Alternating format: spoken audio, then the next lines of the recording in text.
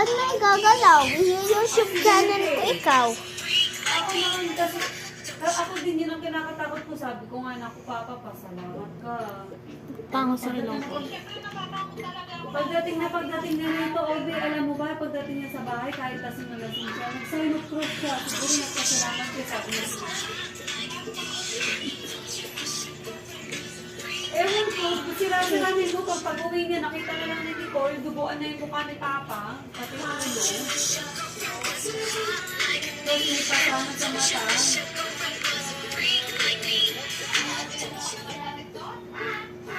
Ewan mo nga eh. Ayun nga, ito nawagan yung mama si Nida dito.